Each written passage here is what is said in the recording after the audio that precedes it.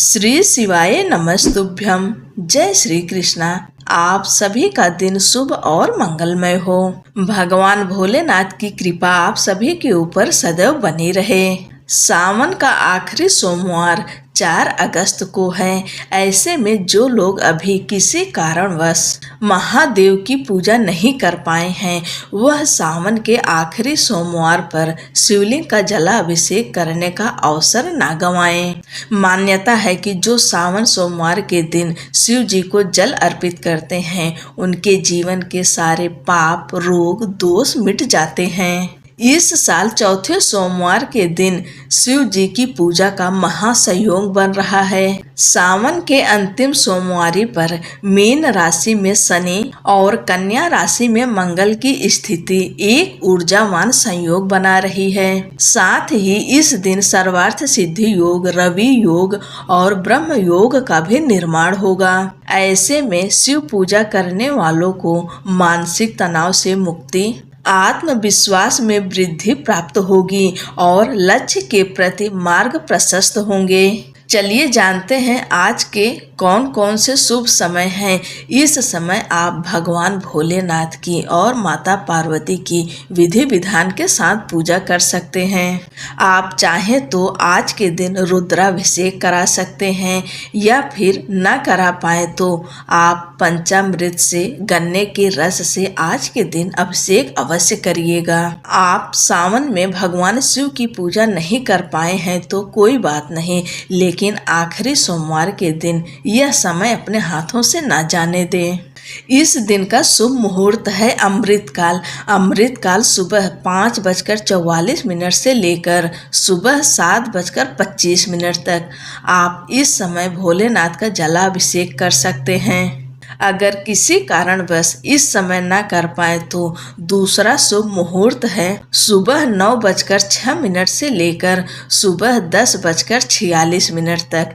इस शुभ समय में भी आप भगवान शिव की पूजा कर सकते हैं। तीसरा शुभ समय है प्रदोष काल। प्रदोष काल का समय है शाम 5:29 से लेकर रात 8:29 तक। प्रदोष काल में भी भगवान शिव की विधि विधान के साथ पूजा कर सकते हैं। भगवान भोलेनाथ की पूजा करिए और इस दिन सावन सोमवार के आखिरी दिन व्रत कथा अवश्य सुनिएगा। भगवान भोलेनाथ का ध्यान करते हुए आप सब आज की कथा को सुनिए। आप सभी भक्तों का आज की कथा में हार्दिक स्वागत है। पौराणिक कथा के अनुसार एक धनवान व्यापारी अमरपुर नगर में रहता था। वह भगवान शिव शंकर का भक्त था। वह रोज शिव पूजा करता और दीपक जलाता था। उसका कारोबार अच्छा चलता था। उसके पास सभी प्रकार की सुख और सुविधाएं मौजूद थीं। समाज में उसका नाम था, लेकिन वह काफी दुखी रहता था क्योंकि उसकी कोई संतान नहीं थी। उसे एक पुत्र की चाह थी। उसे हमेशा इस बात की चिंता थी कि उसके जाने के बाद उसका व्यापार कौन देखेगा, उसका वंश कैसे आगे बढ़ेगा। पुत्र प्राप्ति के लिए वह सावन सोमवार व्रत रखता था। शिव जी के मंदिर में जाकर शाम के समय में दीपक जलाता था। यह कार्य करते हुए कई वर्ष व्यतीत हो गए। माता पार्वती भगवान शिव के इस भक्त के कार्य को देखती थीं।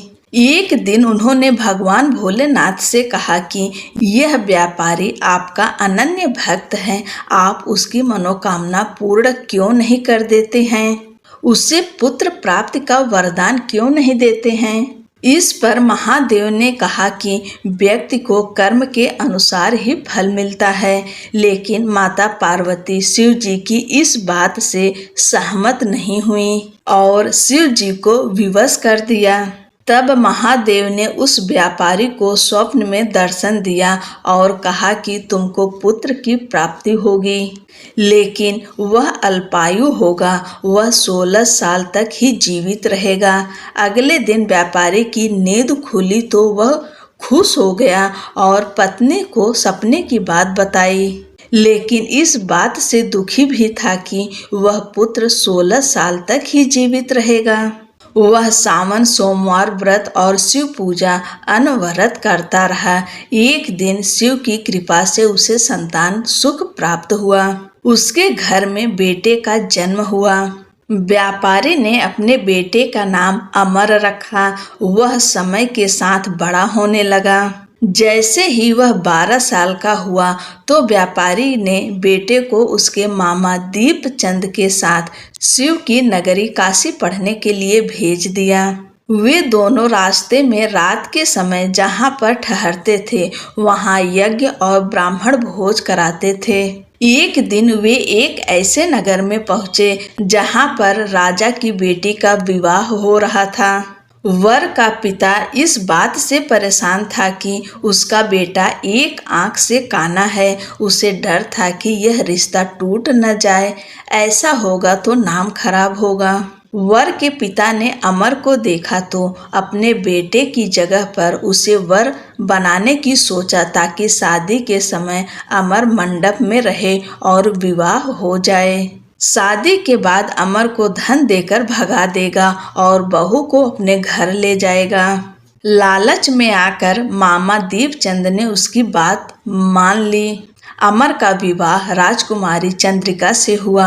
अमर ने राजकुमारी की ओढ़नी पर अर्थात उसके दुपट्टे पर लिखा था कि वह काशी में पढ़ने जा रहा है। उसका विवाह राजकुमारी से हुआ है, लेकिन अब तुम जिसकी पत्नी बनोगी वो काना है। जब राजकुमारी चंद्रिका ने अमर का संदेश पढ़ा तो वो ससुराल नहीं गई, वहीं अमर काशी में पढ़ाई करने लगा।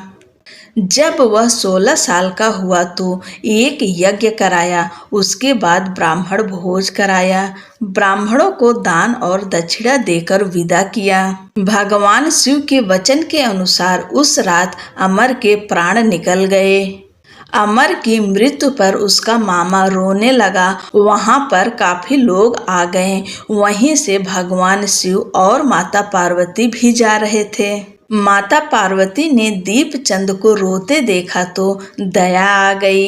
उन्होंने शिव जी से कहा कि हे प्रभु, आप इसके कष्ट को दूर कर दें।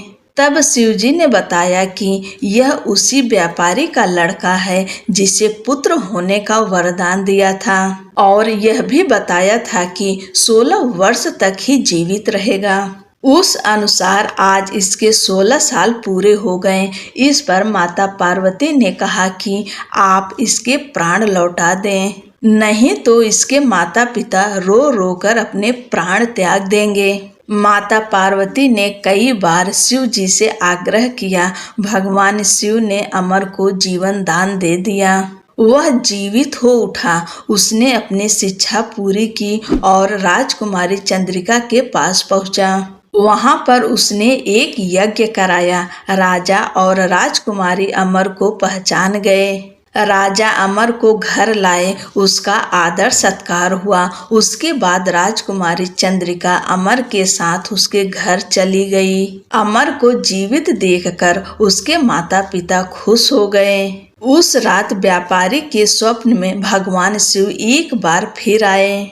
उन्होंने कहा कि सोमवार व्रत करने का ही फल है कि तुम्हारे बेटे को जीवन दान मिला है। उसकी आयु लंबी होगी। शिव कृपा पाकर व्यापारी प्रसन्न हो गया। सोमवार व्रत के पुण्य प्रभाव से व्यापारी का पूरा परिवार सुखपूर्वक जीवन व्यतीत करने लगा। इस प्रकार जो भी सावन सोमवार का व्रत करता है और भगवान भोलेनाथ माता पार्वती की पूजा करता है और उसके साथ में इस कथा को सुनता है, उसकी सारी मनोकामनाएं पूरी होती है। बोलो भगवान शंकर की जय, माता पार्वती की जय। हर हर महादेव।